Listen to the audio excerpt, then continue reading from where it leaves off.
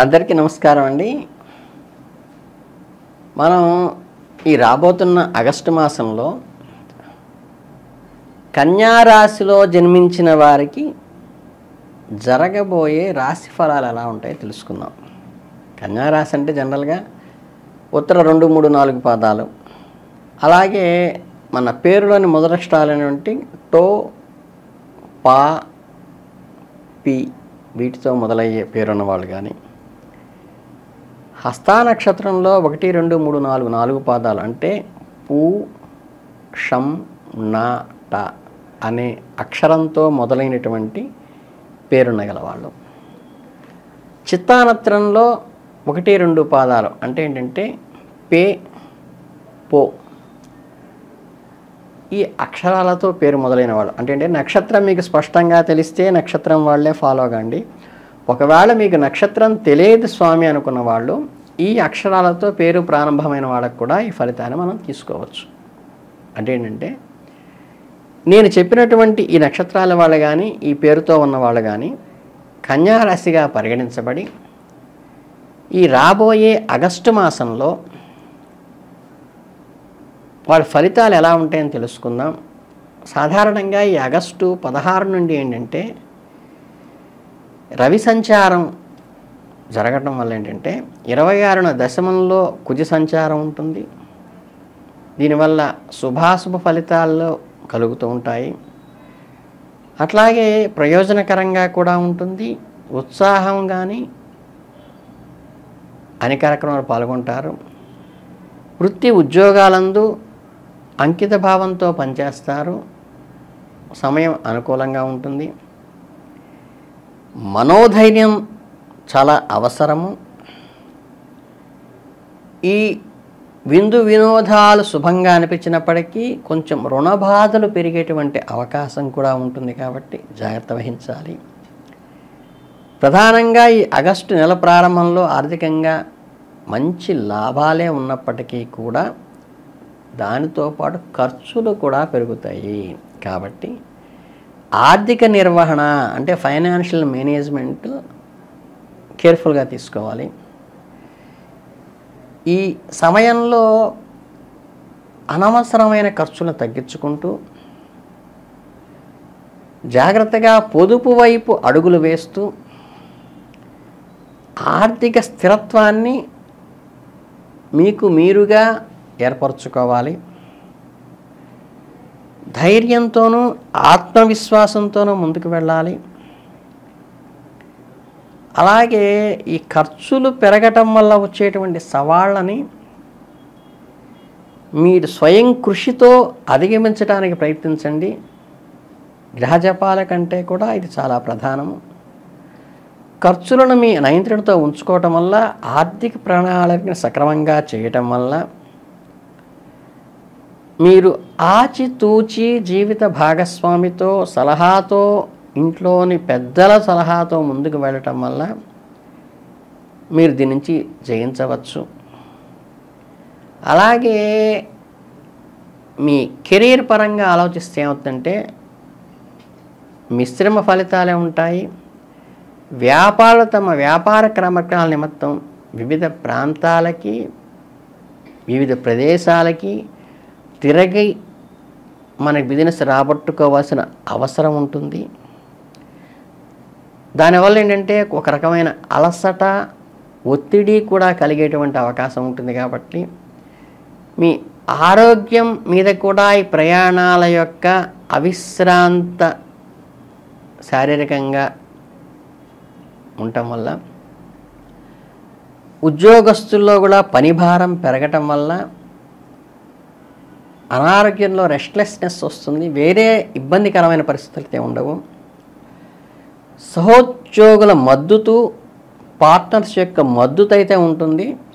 కానీ మీ శ్రమ అధికంగా ఉండటం వల్ల ప్రయాణాలు అధికంగా చేయటం వల్ల దాని నుంచి వచ్చేటువంటి మానసిక చికాకు నుంచి మీరు ధ్యానంతో కానీ యోగంతో కానీ ముందుకు వెళ్ళాలి. ఆర్థికంగా నెల ప్రారంభంలో అనుకూలంగా ఉన్నప్పటికీ కూడా ఖర్చుల వల్ల అంటే ఏంటంటే ఇన్కమ్ సఫిషియెంట్గా వచ్చి బట్ ఎక్స్పెండిచర్ కూడా ఓవర్గా అవ్వడం వల్ల ఏంటి మాత్రమే సమస్య వస్తుంది తప్పితే మీరు ఆర్థికంగా అడుగున పట్టం లేదు. సో మీరు జస్ట్ ఎక్స్పెండిచర్ని కంట్రోల్ చేసుకుంటే ఇన్కమ్ సఫిషియెంట్గా ఉండటం వల్ల మీరు చాలా పీస్ఫుల్గా వెళ్ళచ్చు. ఇది మీ మానసికంగా మీ సొంత కార్యక్రమాలు మీ అభిలాషతో మీ కష్టంతో మీ ఇంటెలిజెన్స్తో మాత్రమే ఉపయోగపడుతుంది. విద్యార్థుల విషయానికి వస్తే ఏంటంటే కొంతవరకు చిన్న చిన్న నిరాశలు కలిగినప్పటికీ కూడా చివరికి ఆశించిన ఫలితాలే పొందుతారు. ఈ అనుకోనివి రాకపోవటం వల్ల నిరాశ చెందకుండా కష్టపడి పనిచేసి ఖచ్చితంగా విజయం సాధిస్తారు. మీ లక్ష్యాలను సాధించాలంటే మీ ఓర్పే ప్రధానము. మీ ఉపాధ్యాయుల సలహా తీసుకోవటము, ఆ ప్రావీణ్యత పొందినటువంటి ఆ రంగంలో ప్రావీణ్యత పొందిన వాళ్ళ సలహాలు తీసుకోవటం మంచిది. అంటే వాళ్ళ పెద్దల యొక్క గైడెన్స్తో ముందుకు వెళితే మీకు పర్ఫెక్ట్గా ఉంటుంది. అలాగేంటంటే ఇంట్లో శుభకార్యాలు జరగటం వల్ల ఖర్చులు పెరిగితే అవి సంతోషాన్ని ఇస్తాయి. కానీ అనవసరమైనటువంటి ఎక్స్పెండిచరు దుబారా ఖర్చులకి వెళ్ళబాకండి. సన్నిహితంగా కుటుంబ సభ్యులతో మెలగటం అలవాటు చేసుకోండి. మీ జీవితాంతం మీ కుటుంబమే మీకు అండగా ఉంటుందనే విషయం గుర్తుపెట్టుకోండి. ఇతరులు అనుకోకుండా అప్పటికప్పుడు వచ్చిన వాళ్ళ యొక్క ఇంటర్ఫీరెన్స్ మీ పర్సనల్ లైఫ్ మీద లేకుండా చూసుకోండి. ప్రేమ సంబంధ విషయాల్లో ఇటువంటి వాళ్ళ ఇంటర్ఫీరెన్స్ వల్ల కొంత అలజడి రేకెత్తేటువంటి అవకాశం ఉంటుంది. కాబట్టి మీ అహంభావాలకి పోకుండా అపార్థాలకు ఎక్కడా తావివ్వకుండా మీ రిలేషన్ని దెబ్బతీసేవి రెండే. కాబట్టి మీ భాగస్వామితో ఓపికగా ప్రేమగా వ్యవహరించి ఒకరినొకరు అర్థం చేసుకుని వారి నిర్ణయాలకి ఖచ్చితంగా విలువనిచ్చి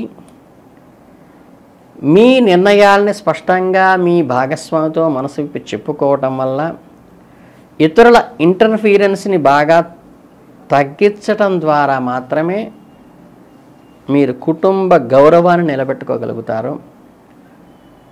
మీ కుటుంబ సభ్యులందరూ ఏకతాటికి వస్తే మీకు ఏ ఇబ్బంది ఉండదు. అలాగే సరైన జీవన శైలిలో పాటించడం వల్ల సమతుల్యమైన ఆహారం తీసుకోవటం వల్ల ప్రయాణాల వల్ల వచ్చిన బడాలకి నుంచి బయటపడతారు. ఏదైనా అనారోగ్యం కనిపిస్తే వైద్యుడి సలహా మీద మాత్రమే మీరు దానికి తగినటువంటి మెడిసిన్ వేసుకోవటం మంచిది. ఇకపోతే ఈ బుధవారం రోజు గనక చక్కగా బుధగ్రహ దోషాల నివారణకి మంచి పచ్చి పెసలతో